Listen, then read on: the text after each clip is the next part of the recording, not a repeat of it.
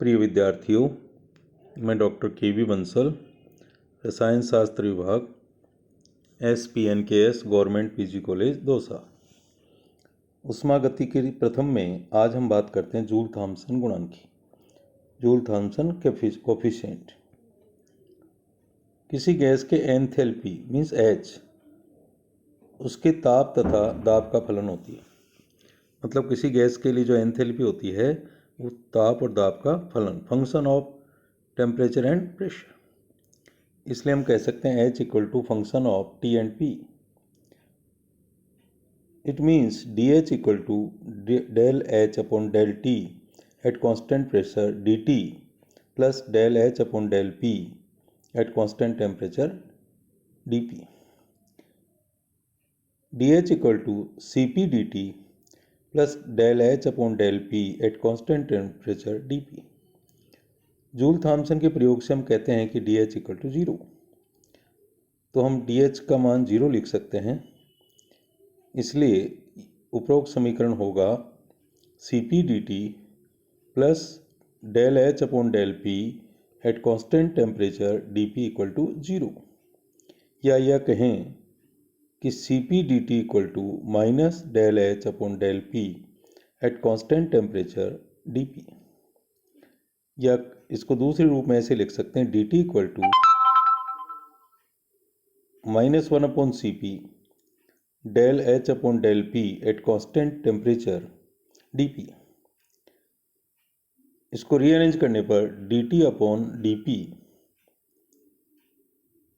Equal to -1 upon CP del H upon del P at constant temperature. Del T upon del P at constant H means constant enthalpy equal to -1 upon Cp del H upon del P at constant temperature equation number 1। स्थिर enthalpy पर means H constant, दाब के साथ ताप के परिवर्तन की दर del T upon del P at constant enthalpy Joule Thomson गुणांक कहलाता है, जिसे म्यू JT द्वारा व्यक्त किया जाता है। मीन्स एंथैल्पी स्थिर है तो दाब के साथ ताप के परिवर्तन की दर, कि दाब के साथ ताप में क्या परिवर्तन होगा उसकी दर क्या है, उसे ही क्या कहेंगे हम, जूल थॉम्सन कोफिशिएंट। तो हम कह सकते हैं mu JT equal to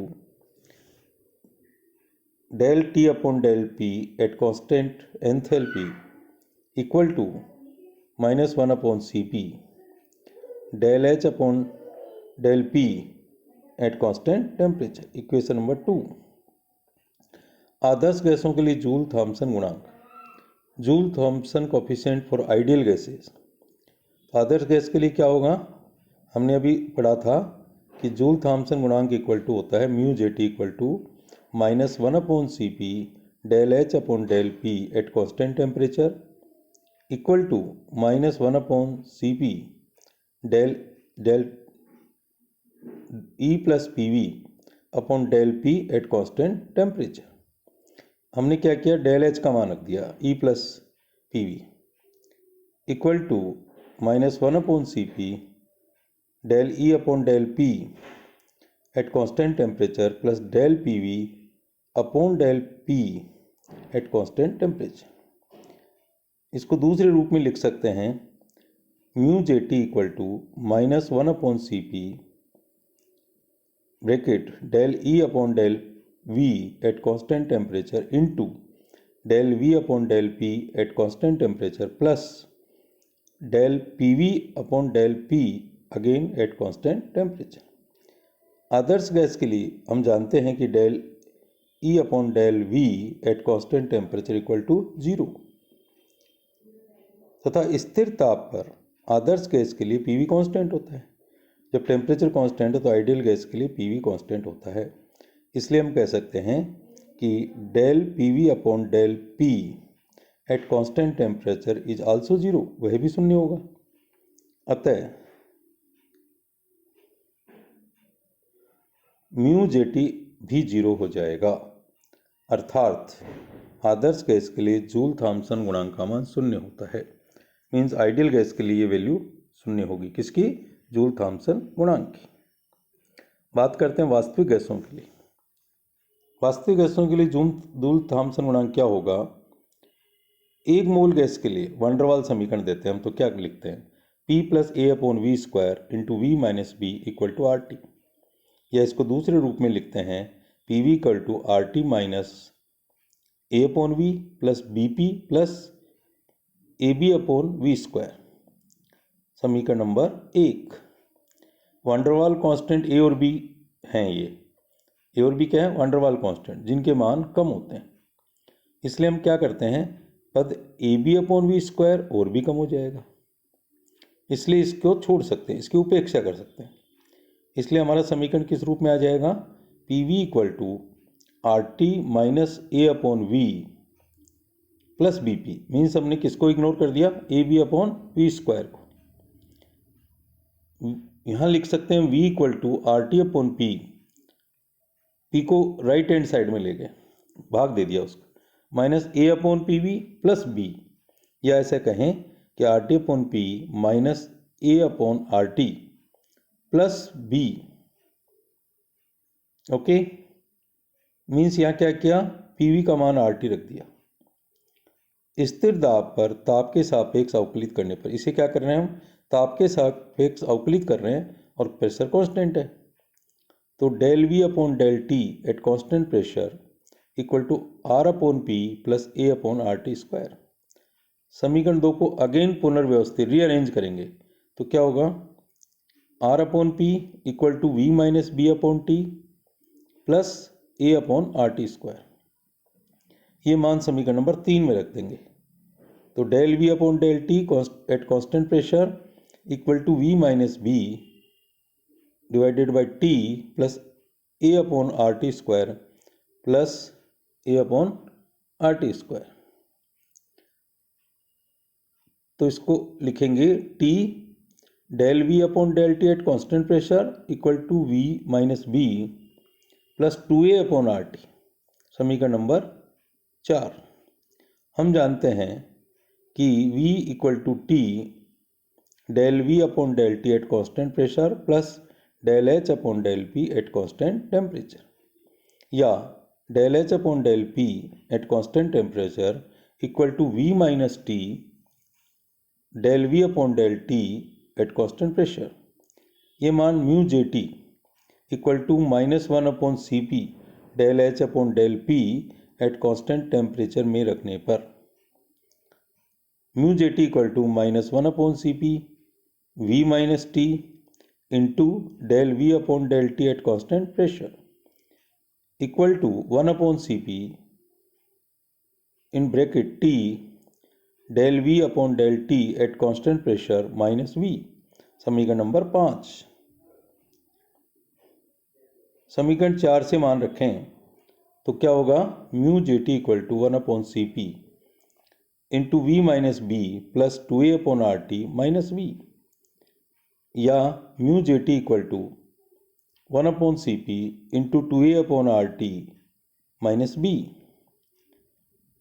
Cp, A, B और T के मान ज्ञात हों। Cp कांस्टेंट प्रेशर पर ऊष्माधारिता, A और B वैन डर वाल स्थिरांक, T टेम्परेचर, तो हम क्या कर सकते हैं? μJT का मान ज्ञात कर सकते हैं।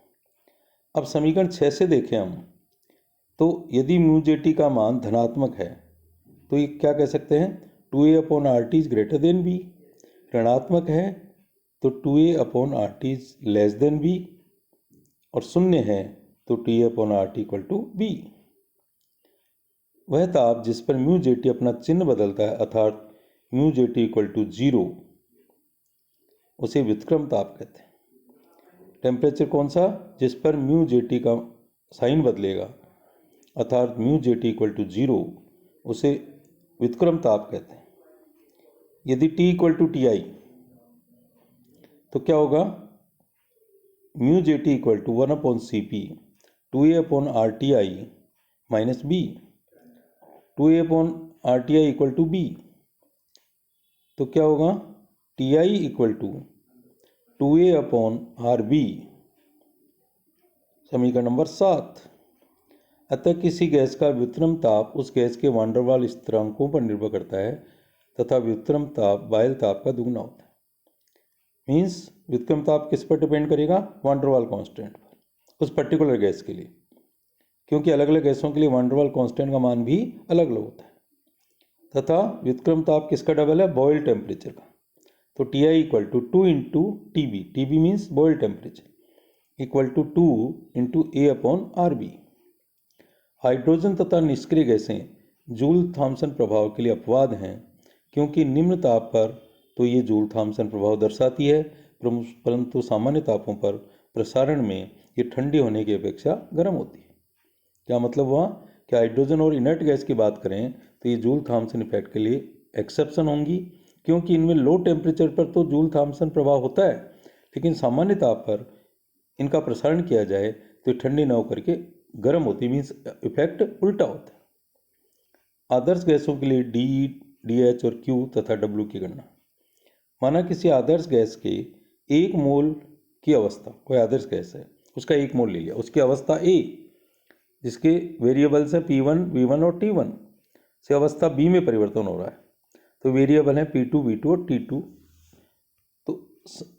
तो समतापी प्रक्रम है मान लीजिए, तो समतापी प्रक्रम में dt इक्वल टू 0, इसलिए इस प्रकार के उत्क्रमणीय प्रक्रम में जो प्रसार कार्य होगा W reversible equal to RT log V2/V1 equal to RT log P1/P2, क्योंकि V और P इन्वर्सली प्रोपोर्शनल होते हैं, व्युत्क्रमानुपाती होते हैं। उष्मागतिकी के प्रथम नियम से delta E equal to Q minus W। हमने पढ़ा कि समतापी प्रक्रम में डेल्टा T 0 होता है, चूंकि delta T directly proportional to delta E, change in internal energy, आंतरिक ऊर्जा में परिवर्तन, अतः डेल्टा E भी 0 होगा, अर्थात Q बराबर क्या होगा? W होगा, जो कि किसके बराबर होगा? RT log V2/V1 या RT log P1/P2। फिर हम कहते हैं कि DE equal to CV dt। यहाँ पर dt अगेन 0 होगा, तो DE का मान 0 हो गया। इसलिए delta H equal to delta E plus delta PV, या इसे कहें delta E equal to delta RT equal to D, delta E sorry, क्योंकि डेल्टा RT भी 0 होगा, ओके, या R delta T equal to 0। तो इसलिए हम कह सकते हैं delta H equal to delta E equal to 0 means आंतरिक ऊर्जा में परिवर्तन भी शून्य है और एंथैल्पी में परिवर्तन भी शून्य है, दोनों शून्य है। बात करें रुद्धोष्म प्रक्रम के लिए एडियाबैटिक प्रोसेस, तो रुद्धोष्म प्रक्रम में Q इक्वल टू 0। तो उष्मागति के प्रथम नियम से क्या होगा? D equal to minus W। अगर मान लीजिए अत्यंत सूक्ष्म परिवर्तन हो रहा है तो D equal to minus del W। रुद्धोष्म प्रक्रम उत्क्रमणीय तथा अनुत्क्रमणीय दोनों प्रकार के होते हैं। रुद्धोष्म प्रक्रम अनुत्क्रमणीय भी हो सकता है, उत्क्रमणीय भी हो सकता है। यदि तंत्र कार्य करता है, मीन सिस्टम द्वारा कार्य किया जाता है, तो डेल W नेगेटिव होगा तथा प्रक्रम कैसा होगा? रिवर्सिबल, और सिस्टम की एनर्जी कम होगी और ताप में भी कमी होगी। मीन्स सिस्टम जब काम करेगा तो डेल W ऋणात्मक होगा, कार्य में परिवर्तन, और प्रक्रम रिवर्सिबल होगा और सिस्टम की एनर्जी क्या होगी? कम होगी, क्योंकि सिस्टम काम कर रहा है, और ताप भी कम होगा। नेचुरल जब एनर्जी कम होगी तो टेम्परेचर भी कम होगा। पुनः हम संपीड़न की बात करें उल्टा, तो किया गया कार्य नेगेटिव बजाय पॉजिटिव होगा, मीन्स, और डेल्टा E बढ़ेगा, आंतरिक ऊर्जा बढ़ेगी और T का मान भी बढ़ेगा। धन्यवाद। ये आपका उष्मागतिकी की प्रथम का लेसन समाप्त होता है और हम उसके बाद आगे बात करेंगे उष्मागतिकी द्वितीय के लिए। धन्यवाद।